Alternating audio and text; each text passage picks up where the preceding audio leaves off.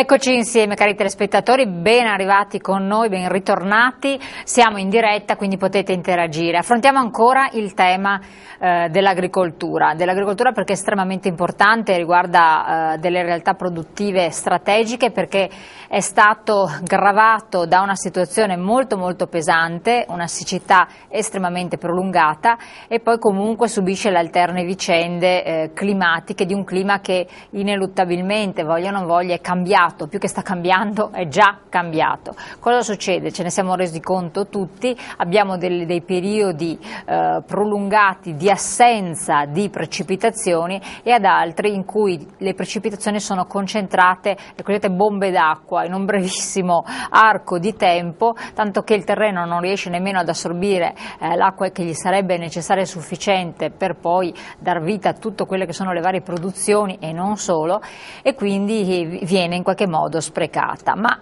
c'è acqua sufficiente per questi periodi di siccità? Ci sono delle fonti, ci sono degli interventi che si possono effettuare, ci sono dei finanziamenti. Fino a poco tempo fa, fino a non molto tempo fa, il dito puntato da parte di molti era nei confronti dei consorzi di bonifica: bisogna accorparli, bisogna ridurli, non servono, non hanno bisogno di finanziamenti e quant'altro.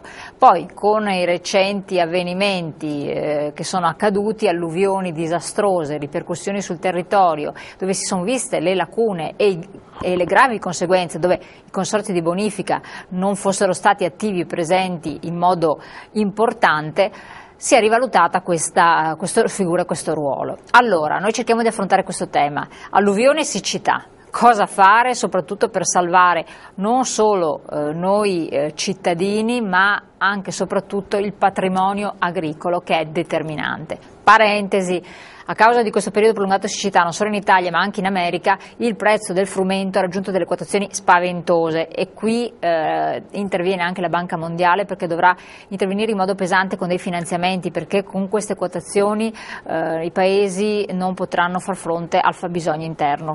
Pensate cosa stiamo parlando, si parla di triplicazione dei prezzi addirittura, per il momento queste sono le stime approssimative. Parliamo quindi tanto di agricoltura, e lo facciamo con Antonio Salvan, presidente del Consorzio di Bonifica Adige Euganeo, quanto appunto di consorzi di bonifica, quindi alluvioni e siccità, cosa fare, cosa pensano di fare, cosa possono fare i consorzi, che finanziamenti ci sono e quant'altro, perché Antonio Salvan, oltre ad essere presidente del Consorzio di Bonifica Adige Euganeo, e Adige ci fa capire che forse le cose per voi non sono andate così male, per fortuna, comunque sono una settantina di comuni che voi abbracciate, quindi un territorio estremamente esteso, è anche presidente del Consorzio Maiscoltori Cilericoltori Conaca Varzere Chioggia, una società carattere consortile estremamente importante, dove il punto, il fulcro vitale è la produzione di cerealicola, insomma, sostanzialmente, e quindi ci darà da diretto interessato il polso della situazione. Incominciamo, parliamo anche perché c'è stato un recente convegno molto interessante che ha voluto portare la Regione proprio ad assumersi delle responsabilità, a intervenire, in cui che cosa emerge? Cosa devono sapere i cittadini? Bene, e allora noi come consorzi stiamo lavorando già da diversi anni, da sempre, perché un compito istituzionale è quello di fare la bonifica, ma di fare anche irrigazione. Nel nostro territorio ovviamente l'irrigazione è un'irrigazione di soccorso, la facciamo sulle stesse vie d'acqua che facciamo bonifica. Oggi ci stiamo specializzando sempre più, cercando di trattenere l'acqua in quei fiumi che fanno, canali che fanno anche da bonifica, e metterla a disposizione il più possibile alle aziende agricole, ma anche al territorio stesso, perché non dimentichiamo anche la valenza ambientale che ha il tenere acqua sul territorio, e la distribuiamo il più possibile sul territorio. Nelle nostre zone, che è una zona di circa 120.000 ettari che va da Montagnana a Chioggia, per capirsi, fra il Bacchiglione e l'Adige, è una zona ricca d'acqua, diciamo, perché l'Adige passa vicino, i canali sono anche pensili, però ci mancano tante strutture per arrivare a distribuirla capillarmente sul territorio per quanto riguarda questo aspetto di irrigazione. In questi ultimi anni i cambiamenti climatici si fanno sentire. Quest'anno, 2012, purtroppo è stato un anno estremamente eccezionale. Pensiamo che da gennaio a oggi, quindi siamo quasi addirittura d'arrivo per l'anno, sono caduti nel nostro territorio mediamente 180-190 mm d'acqua, in confronto ai 380 dell'anno scorso, ma gli 800 un po' più di 800 del 2010.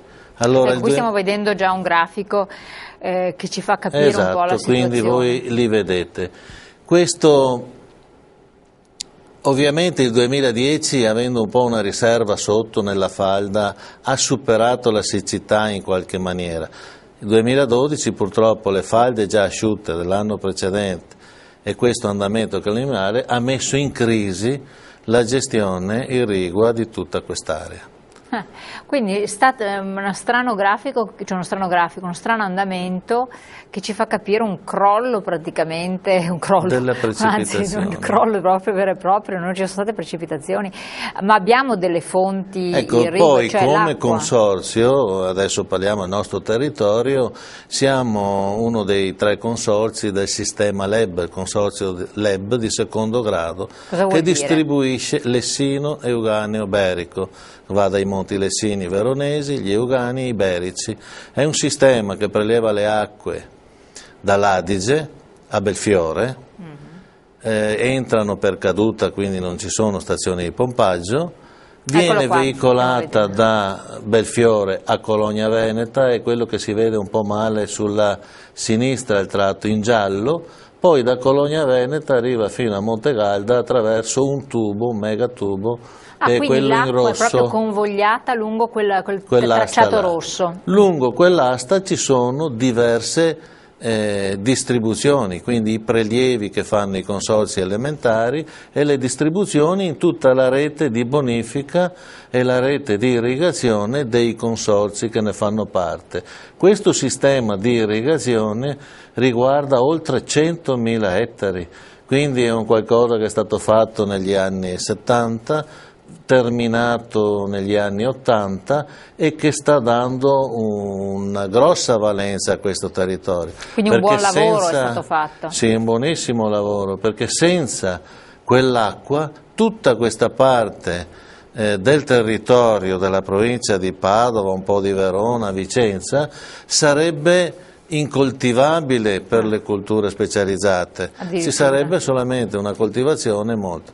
In questi anni l'agricoltura è anche cambiata a seguito di questo intervento, perché sono potute fare delle coltivazioni particolari, adesso ne cito qualcuna nel territorio, un po' si è spinti sul tabacco, sulle cipolle, sulle patate, eccetera, e anche sull'ortofrutta. Senza questi interventi noi non avremmo avuto delle produzioni, per esempio orticole o di un certo genere, che richiedono invece una fornitura. Negli anni questo territorio ha modificato la sua possibilità di coltivazioni. Questo ci ha spinto sia le amministrazioni di oggi ma anche le precedenti a ricercare dei finanziamenti ad hoc, sono abbastanza considerevoli i finanziamenti per continuare quest'opera di portare acqua sul territorio. Voglio ricordare semplicemente gli ultimi progetti che sono stati approvati, che andranno a insistere nei comuni di Montagnana, Sant'Urbano, Poiana, eccetera, sono degli importanti progetti di distribuzione di acqua, di irrigazione, e stiamo parlando di 9,5 milioni di euro che ci sono stati assentiti e che speriamo di incominciare i lavori nel 2013, insomma, ecco, questo. Quindi questo è uno, poi abbiamo un altro grosso progetto di circa 8 milioni di euro che prenderà tutta una serie, sono 22 interventi, micro interventi che prendono dalla zona del Conselvano e arrivano fino a Chioggia. Tutto questo per migliorare la distribuzione sul territorio e quindi dare la possibilità alle aziende agricole di beneficiare di queste risorse. Gli invasi di accumulo però? Gli invasi di accumulo sono un'altra cosa, gli invasi di accumulo noi li troviamo nelle aree che sono depresse, li consigliamo e cerchiamo di spingerli. Li consigliate a chi? li consigliamo alle amministrazioni comunali dove intervengono delle lottizzazioni, cioè ci sono le condizioni di poter sfruttare questa possibilità. In altre realtà ci sono bacini come cave dismesse eccetera, sul nostro territorio di queste realtà non ne abbiamo. Perché diciamo questo? Perché l'acqua quando passa dobbiamo anche cercare di raccoglierla, tenerla sul territorio e usarla quando ci serve. Di queste realtà ce ne sono già, perché negli ultimi diciamo 10-15 anni Codevigo sono sì, a Codevigo, anche il bacino di fitodepurazione di Codevigo, in questi ultimi 10-15 anni abbiamo fatto grosse opere finalizzate in primis per l'ambiente, quindi a sostegno dell'ambiente, e sono opere che hanno permesso sul territorio di creare questi bacini di fitodepurazione oppure gli stessi canali adattati alla fitodepurazione e abbiamo reso possibile questa attività rallentando il flusso d'acqua, ma vuol anche dire aumentando le cubature. Abbiamo raddoppiato la possibilità di tenere acqua sul territorio. Ovviamente questa rimane là per essere purificata, ma poi abbiamo una grossa scorta che ci serve anche per l'uso agricolo oppure per l'uso ambientale che è, non dimentichiamo, importantissimo. La ricarica delle falde per mantenere le falde impinguate nelle zone dove serve a vantaggio degli acquedotti e anche per tenere compresso, specialmente nella parte più vicina al mare, la risalita dell'acqua salata dal sottosuolo.